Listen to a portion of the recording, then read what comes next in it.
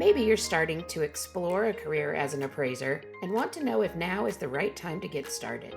Or you're measuring your career span in decades and want to find out more about the latest apps, technology, and resources that can make your life and work a bit easier. Get the answers and insight you need with Beyond the Numbers, a podcast from McKissock Learning. I'm Julie Mollendorp Floyd, course and curriculum developer and instructor here at McKissock. Join me and an expert guest each week as we dive into the topics that matter most to appraisers, from industry and education news to marketing and other insights to help you run your business more effectively. If you'd like to stay at the forefront of appraisal news, boost your career, or just learn more about the profession, subscribe to Beyond the Numbers with McKissock Appraisal at Apple Podcasts, Spotify, or wherever you get your podcasts. Hope to see you there soon. Welcome to Beyond the Numbers with McKissock Appraisal. I'm your host, Julie Mollendorp Floyd, a certified general appraiser in Missouri and Kansas, and course and curriculum developer and instructor for McKissock. Today, we have some special guests. We are joined by a fantastic team of younger appraisers in the Dallas-Fort Worth market, the Appraisal Brothers. Welcome to Victor and Joshua Cornejo. My brother and my original supervisor always said that being an appraiser is kind of like royalty. You're born into it. But that isn't the case with these two. So let's dive in. So we're going to start with you, Joshua. Tell me how you got your start in this amazing industry. Yeah, so, I started pretty much straight out of college. My father was a broker in Houston when I was a kid. So, when I was looking for career paths, I asked him, I was like, hey, what do you think for me? And he remembers, communicating with appraisers and stuff like that. And, he saw that you needed a, college education to do that. And so I did my research, and then I found a mentor. And then after that, I actually joined the assessor's office where, I learned a lot more about mass appraisal experience and stuff like that. I convinced my brother to join the industry as well. So you went first. First off, who's older? I am. Yeah. Gotcha. So Joshua, you went first and then you brought Victor in. So Victor, tell me how he talked you into this. Yeah, of course. So, how it started, I also went to college and also got my grad school from Trinity Law School. And while in that time, I was actually working as housing director in student housing. So I always had general experience in real estate, more in the property management aspect. Now, he had told me that he had applied to a position to work under a supervisor. And at that time, he was still finishing up his school. So he applied first, and then I applied right away after. He convinced me easily because I love real estate. And I got to start working with the supervisor first as an appraiser trainee. And it was a wonderful experience. And, during that time, my brother also joined in right away. And, we were there under supervisor. As soon as we became licensed appraisers, we talked about things and we just knew we had to start as Appraisal Brothers. I love it. I love the name. So you started at the license level or did you go to certification? I started at the license level first, and within a couple months, I applied for the certified residential. Great. So tell me what a typical day in the Appraiser Brothers office looks like. Do you work from home? Do you have a dedicated office? How does that work? Yes. Do you want to start, Josh? Either one. Yeah, when we started, we were working from home, but thankfully, business has picked up and we did open up our office here in Irving, Texas. So we're really excited about that. Okay. Yeah, and it's exciting overall having in between working from the office sometimes or working from home, and also the aspect of being out in the field and appraising as well. So there's definitely a 50-50 balance, which we really like. We always get to see new things. Right. I always say that we appraisers have had this work from home thing down since long before COVID. And now it's very trendy to work from home, but we've been doing it for a long time. Yeah. So it's good to see that you have that mix. You can work from home sometimes and also have that office space. Yes, and I like So, the office setting as well. Oh, so right. because we're a team of three appraisers at the moment, and Okay. it's really exciting because we get to, really share ideas and stuff. So being in the office as well really helps, just generate new ideas and execute them as well. Right. I'm a big believer in that networking. And if Yeah. it's a problem you've never seen before, chances are good one of your peers has seen it at some point. So Yeah. getting that perspective is very helpful. Yeah. Okay, so this one is for Victor. What is the biggest appraisal disagreement you two have had? So appraisal disagreements, I'm not gonna lie, there's always a couple. There's definitely a lot of differences, within the appraisal topics wise. Mm-hmm. When it comes to an appraisal difference that Josh and I have had, that's a good question. I would say probably, if I can think of any, maybe just talking about topics such as highest and best use analysis. So Okay. sometimes when there's an appraisal that is very complex, we really have to dissect it and just think about it. So Mm-hmm. from the ground up, all the aspects of it. So I'd say that's probably one of the main ones that come, especially if there's any commercial analysis that we have to see whether we have to withdraw from the assignment. We would really talk about it and share each other differing opinions just to see if it's worth it or if it's possible as well. So, Joshua, is there one you can remember? It's really a day-to-day thing, whether it's, an adjustment or something like that, or, hey, I don't think this match pair actually makes sense. So it's, Right, it's right. really just a everyday thing, but that's the beauty of it. Like Victor said, that, we really bounce ideas off of each other, and those disagreements Mm-hmm. really help us become better appraisers and overall, improve in our profession and, create a better product for our clients as well. Right. As someone who was trained by my brother, I know we had, I'll call them healthy discussions. Some people might have overheard them and called them disagreements or arguments. But for us, it was just, we had strong opinions. And Yeah, that's what natural. appraisers do, but especially appraiser siblings. Exactly. So Joshua, this one's for you. Do Yeah. you have a specialty area, whether it's geographic or property type, in the Yeah. Dallas market? Yeah. As far as, in DFW, I really enjoy doing appraisals in Haltom City. I got very Okay, familiar with their zoning office and stuff like that. And, that there's helps. a lot of different citizen zoning and stuff like that. But, overall, we try to be, as well versed, and we try to network with as many realtors as possible to know all the different nuances of each market. So, that's really been a strength, whether we're dispersing and, meeting different realtors. Victor's in one event and I'm in another one, or, meeting together. But that's been a really helpful thing that we've seen with just, communicating with the industry experts in the actual DFW. They can give you a lot of helpful information. Sure. Do people get you confused often? Victor and I, no, not really. The height No? difference between Victor is pretty clear. Well, So it's hard to tell the height difference yeah, on camera. So, what? Who's taller? the I older would be. brother. I love it. I love it.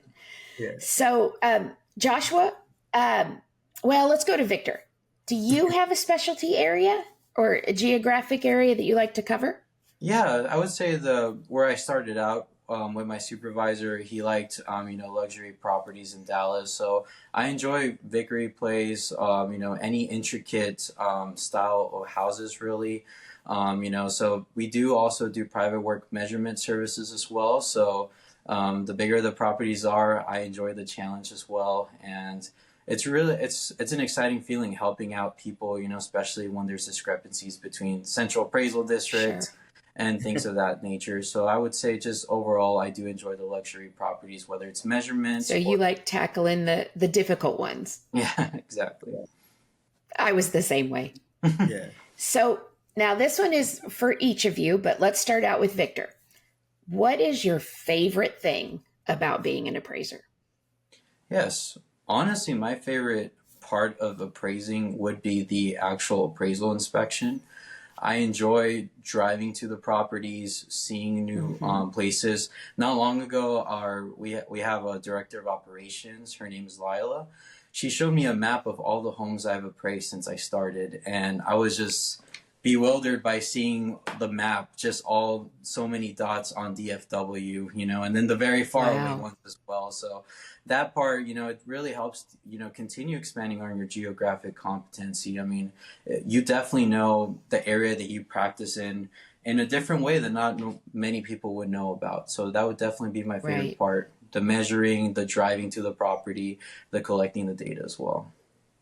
Right. I remember a homeowner stopping me at my son's school, and she said, "Oh, I remember you. You came and appraised my house." And I was like, "Ma'am, don't remember you. Tell me about your house. I'll remember that." Yeah. So yeah, after a period of time, we do have a lot of properties that we have seen in our marketplaces. Yeah, most definitely.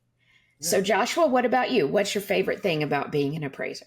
Yeah, I like the headache of it. I like, sitting down after the inspection and being like, okay, yeah, this is not going to be easy, but I know that it's doable. And a lot of times, you need to know your limits, of course, but I like that challenge, whether it's every single day is a different challenge. So whether it's the report itself or, communicating with your client exactly what's going on with the report, all those things are fun to me.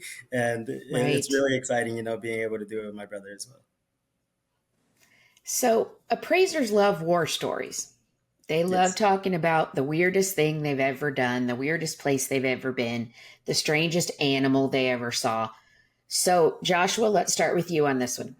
Tell me your crazy story, the craziest thing you've seen on an inspection, person, animal, anything. What's your favorite story? It's really like person or animal wouldn't be the way to depict it. It's more of a presence you feel sometimes in a vacant home when nobody's supposed to be there. It's really scary sometimes being in some of those like REO properties and stuff like that. Sure. It's exciting too. So I would say probably, that eerie feeling sometimes especially in Dallas with the weather, when it becomes, really dark and stuff like that, then, I become kind of scared, but, it's fun. It's exciting. A little ominous. Okay, Victor, on to you. Craziest thing you've seen on an inspection. Yeah, the craziest and I think exciting aspect that I had not too long ago was actually in Godley, Texas. I had a rural property out there, and as I was inspecting, I communicated with the homeowner and things of that nature, and they were telling me, "Oh, the animals are cool. They won't do anything." And obviously, like I have to do the appraisal inspection. So as I'm measuring, I do see a longhorn, and I'm like, okay, this longhorn is getting closer. And as I'm measuring, it kept on getting closer, but it did seem friendly. So I made my judgment. And I'm like, you know what? The homeowner, told me the animal's cool. And it was just following me throughout the whole inspection. And, luckily the homeowner, as they saw it get closer, midway inspection, he started tagging along too. But it was a really interesting measuring a property with a longhorn, just making sure I do my measurement right. Wow. Yeah, something that I'm located in Missouri. Something that I don't encounter when I'm appraising in Missouri is a longhorn. So there you go. Doesn't get more Texas than that. Doesn't get more Texas than that. My favorite is, and I've shared this on the podcast before, is getting chased by a large, hairy, black pig. On an inspection, trying to take a picture of the back of a home and hearing some snuffles and snorts and some hoof beats. And I look up and hear come in full steam is a giant black hairy pig. Wow. And then when I went back inside, the realtor said, "Oh, I should have told you about the pig." And I thought, yes, ma'am, you sure should have. Yeah. That's a good thing to know. Yeah. Exactly. So we see all kinds of crazy stuff. Oh, it's never dull. And just when you think you've seen it all, you haven't, right? Exactly. Something new comes up. Yeah. Yep. So, if you were talking to someone who is deciding what they want to do with their life and they're considering appraisal, let's start with you on this one, Victor. What advice would you give to a person who is interested in coming into the profession? Yes. So, definitely having the entrepreneurial spirit, so if you're going to get into this, if you want to, like most appraisers are business owners to some extent, some work for companies, but, being able to handle stress, we started Yeah. when we started about a year and a half ago, it was the worst time in appraising, and everyone Right. was telling you don't get into appraising and things like that. But having the support of each other, we pushed through. We knew it was going to be hard, but we did everything that you were supposed to do. We networked, we got ourselves out there. We made sure we had media presence. Talked Right. to AMCs as a team. Made sure that that communication was there. And during those times, like literally, the first month was slow, but then we were busy. It was just 1 month of starting slow, but as long as you talk to the Sure. clients and all these things, we were busy during the hardest times. And now we have a system that now the business has picked up, we're able to handle all these orders coming in. So, if someone's interested to get into appraising, I'd say, think of it not only as just appraising, being a business owner. You have to do Right. basically two jobs at once, because the business owner aspect, anything from taxes to all that kind of stuff, you have to, Mm-hmm. if you can handle that, then you should be good for the most part. But just make sure you do what you say you're going to do, so that way you see if it works out. Right. I say to appraisers frequently, you have to be a good appraiser, but if you want to be on your own, you also have to be a good business owner. There's Exactly. much more to it than just doing the assignment and turning it in. You do have to understand the whole structure of running a successful small business. Exactly. Yeah. So, Joshua, what about you? What Yeah, what advice would you give to someone new? yeah. I mean, first, I would actually encourage people, to look into the profession. It's a beautiful profession, but I would go one step further than Victor. It's more than having two jobs. It's like having five jobs at once. You have to Sure. do customer service. You have to make Mm-hmm. sure, like Victor said, taxes and stuff like that, and you have to also make sure that the product that you're delivering is actually quality product. And doing so, like I said, sometimes it can be a headache and sometimes it can be stressful. But if you see that this is a profession that you would actually be, that you would actually like, then it's 100% worth it. All the stress is worth it. And especially, if you're able to find a team that you collaborate with, and then it's also very fun and it's also very rewarding. It is. It Yes. is. Uh, One last question. Is there any specific technology that you particularly like that you have found to be extra helpful as you are either inspecting or writing your reports? And feel free to name names. We're not doing a sales pitch, but go ahead and give us, if you have a recommendation, if there's something that you find to be very helpful. And I'll let either one of you take this one. Yeah, of Yeah. course. Well, I'll start out with, just saying things that are essential, would be like just having a laser. We use a disto laser. I mean, that definitely comes in handy. We always do take a tape measure, you can't go wrong with that too, Right. especially if all else fails, and also like, programs such as like Cubic Casa, like just having an extra set of eyes, not use it as the only source of verification, but Okay. whenever going to a complex property, it definitely is, additional support as well to your arsenal, Right. And in regards to, I'll name some of the softwares, but, Josh will definitely add more. Some I am fond of is, within our company Slack, Okay. communication is key. So Mm-hmm. within appraisers and everything, that is a really helpful tool that we use for It appraisers. is. And other softwares for supporting adjustments such as Aloft, Synapse. It's always good to have extra support when it comes to seeing things in different ways. Josh, Oh, so Aloft, you mean Appraiser Toolkit? that is Yeah. correct. Yes, appraiser tool. Okay. Just wanted to clarify that. Yeah, that's great Yeah. supporting technology. How Yeah. about you, Joshua? What do you love? Yeah, like Victor was saying, we try to keep up with as much technology as possible. Like the Aloft Toolkit is obviously, if you've done any research on it, it's an amazing tool that you can use.